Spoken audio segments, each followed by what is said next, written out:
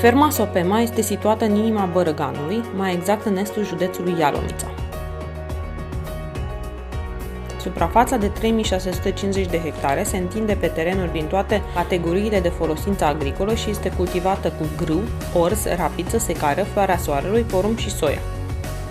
Parte din suprafață este irigată, astfel încât pe viitor se dorește dezvoltarea sistemului de irigat, dar și a celulelor de stocaj și a atelierului mecanic.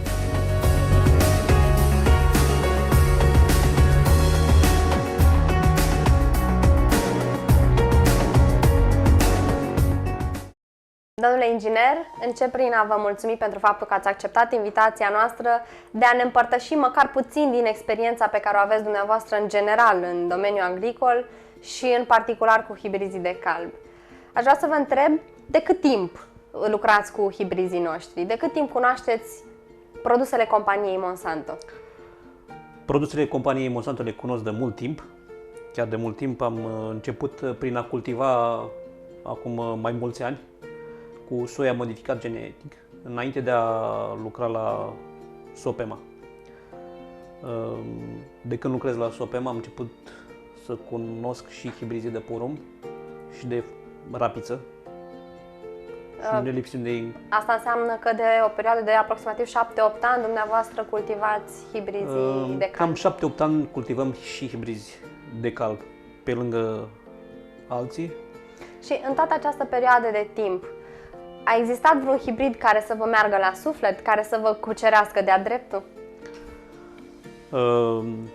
În ultimii ani am ales de fiecare dată pe 4490, că într-un fel putem spune că ne intră la suflet, prin faptul că a avut totdeauna o producție stabilă, putem spune, și o calitate fitosanitară bună. Pierderea apei, noi suntem mulțumiți de hibridul 4490 la pierderea apei. Înțeleg că pe dumneavoastră vă ajută foarte mult, întrucât aveți în planul de culturi și partea de înverzire. Și atunci... Noi în cadrul fermei avem și culturile verzi. Și în terenul de luncă, unde noi avem terenul împărțit în 3 categorii de folosință. Deci în terenul de luncă trebuie automat să căutăm hibrizi timpurii, productivi și stabili, cum ați spus dumneavoastră. Da, și stabili. Atunci putem spune că 4490 ne intră de la suflet. DKC 4490 este un hibrid semitimpuriu, din gama celor semitardivi, pentru că știu că dumneavoastră cultivați porumb în sistem irigat. Din gama celor semitardivi există vreun hibrid care să vă fi cucerit de-a lungul timpului? Da, deci noi cultivăm în primul rând pentru a obține producții bune, că avem irigat și avem potențial. 5707, iarăși un hibrid care de fiecare dată l-am ales pentru că la fel producția, în primul subliniez. Anul acesta am avut o producție destul de bună la el, pe 50 de hectare de 13 tone, 13.400 chiar, la stas, dar numai că aici l-am irigat mult. Am reușit să dăm aproape 275 de litri pe metru pătrat din irigat în 11 udări. La fiecare 5 zile am venit cu 25 de litri de apă pe metru pătrat.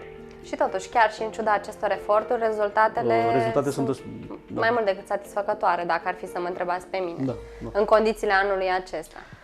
În condițiile anului 2015, noi suntem mulțumiți de rezultatul hibrizilor de la Monsanto. Ce pot să remarc eu e că ați ales sau v-au plăcut 2 hibrizi de genetică mai veche, ceea ce e oarecum și firesc, că de-a lungul celor 7-8 ani de când spuneți că lucrați cu ei, era normal să alegeți hibrizi de genetică mai veche. Dar știu că în această societate se fac tot timpul testări, sunteți tot timpul cu un pas înainte. Spuneți-mi, vă rog, din cei 7 hibrizi noi pe care îi lansează Monsanto în acest an, a existat vreunul în testările dumneavoastră care să vă fie atras deja atenția?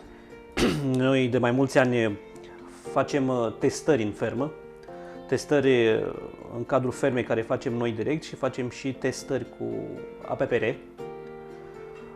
Testările cu APPR sunt strict pe hibrizii de porumb cu repetiții în sistemul de randomizare.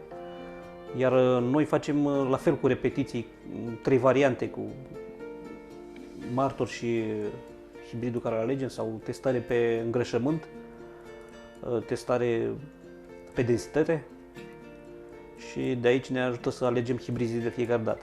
Cu alte cuvinte, faceți totul cât se poate de profesionist, cât mai aproape de științific. Încercăm să facem cât mai clar, ca să învățăm tot timpul și din testările care le facem noi în câmp. Prin testările care le-am făcut la PPR am avut rezultate bune la 2 hibrizi noi al Monsanto. E vorba de 51-41 și de hibridul 45-55, care chiar a avut o producție destul de bună în testare, de 14.800, aproape 15 tone la hectar. Din nou, 2 hibrizi din 2 grupe de timpurietate diferite. La fel cum am spus, căutăm un sistem de irigat cu producție stabilă în terenul de lungă, să fie hibrizi timpurii, iar în terenul terasă să avem porum mai tardivi. Înțeleg că din ce spuneți dumneavoastră, cei 2 hibrizi noi sigur vor face parte din schema de culturi din primăvară. Pentru anul 2016 am ales deja pus în listă. Din total 8-10 companii care cultivăm hibrizi de porum, 28-30% vin hibrizi de la Monsanto. Și asta se întâmplă an de an. Cam asta e în fiecare an. Ce poate fi mai satisfăcător decât mulțumirea fermierului? Că mă gândesc că dacă n-ați fi fost mulțumiți, n-ați fi lucrat atât de bine și constant cu hibrizii companiei noastre. Mai mult decât atât, satisfacția e foarte mare pentru mine să cunosc oameni care fac lucrurile cu profesionalism, să cunosc oameni care controlează cât de bine pot toți factorii externi din punct de vedere agronomic, astfel încât să exploateze cât mai aproape de maxim potențialul genetic al hibrizilor noștri. Ce pot să fac decât să vă strâng mâna într-o colaborare îndelungă și frumoasă, cum a fost și până acum?